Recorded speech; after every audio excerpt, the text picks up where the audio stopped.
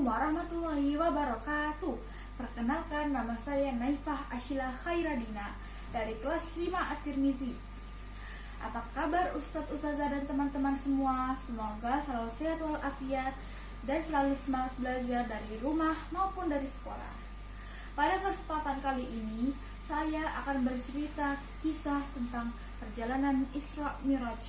Setelah Khadijah istri Nabi meninggal, Nabi sangat berduka cita.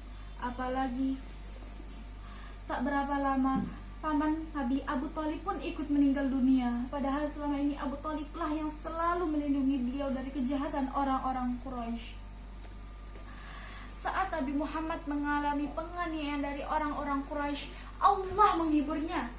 Allah mengangkat beliau ke langit sehingga beliau dapat melihat tanda-tanda kebesaran Allah Subhanahu wa taala dengan peristiwa Isra Mi'raj. Isra artinya berjalan dari Masjidil Haram di Mekah ke Masjidil Aqsa di Palestina. Mi'raj artinya diangkat ke langit yang berlapis-lapis. Kedua kejadian tersebut terjadi dalam waktu semalam. Dan itulah mukjizat yang diberikan Allah Subhanahu wa taala kepada Nabi Muhammad. Sebelum melakukan perjalanan Isra, pertama-tama malaikat Jibril membelah dada Nabi Muhammad dan mengeluarkan kotoran-kotoran dari dada Nabi Muhammad. Dan hati Nabi Muhammad pun disucikan dengan air Zam-Zam. Kemudian keadaan beliau dikembalikan seperti semula. Lalu Nabi diberi kendaraan yang disebut burak. Kecepatan burak sama dengan kilat. Lalu Nabi pun menaiki burak dan sampai ke Baitul Maqdis di Palestina. Di Masjidil Aqsa, Nabi mengerjakan sholat 2 rakaat. Setelah selesai sholat, Jibril memberikan 2 buah minuman kepada Nabi. Yang satu berisi air susu dan yang satu lagi berisi minuman keras. Nabi memilih air susu karena air susu lebih menyehatkan. Dalam perjalanan Mi'raj, Nabi melihat orang yang sedang memanen. Tanaman yang dipanennya, tanaman yang dipotongnya itu selalu tumbuh dan tumbuh lagi. Lalu Nabi bertanya kepada malaikat Jibril. Jibril berkata, "Itulah umatmu yang selalu bersedekah.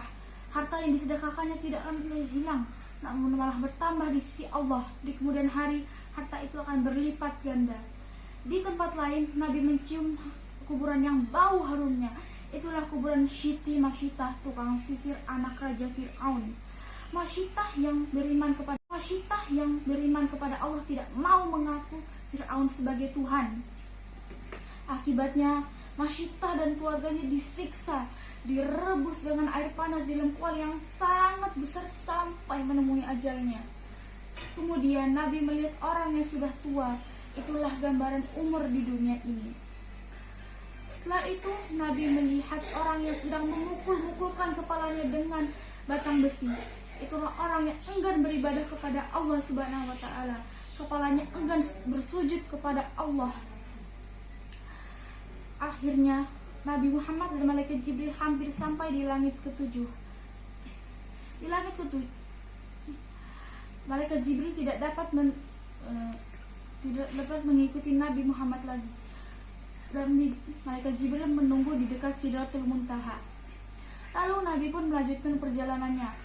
Nabi diangkat ke tempat yang paling tinggi untuk menerima kewajiban sholat dari Allah Subhanahu wa taala. Di tempat Allah Subhanahu wa taala, Nabi memohon ampun, bersujud dan berdoa kepada Allah Subhanahu wa taala. Lalu Allah pun memerintahkan Nabi dan umatnya untuk sholat 5 kali 50 waktu sehari semalam. Lalu Nabi pun turun ke langit 6. Di langit ke-6 Nabi bertemu dengan Nabi Musa. Lalu Nabi kembali ke tempat Allah Subhanahu wa taala dan meminta keringanan sholat atas saran Nabi Musa.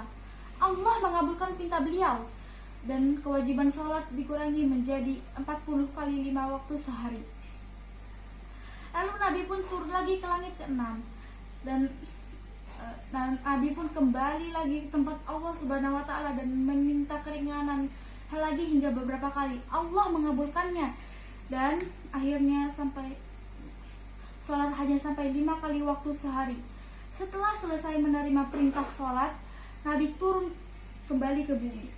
Pada saat itu Mekah sudah subuh. Dan setelah mendengar kejadian itu banyak orang yang tidak percaya kecuali Abu Bakar. Sekian, terima kasih. Wassalamualaikum warahmatullahi wabarakatuh.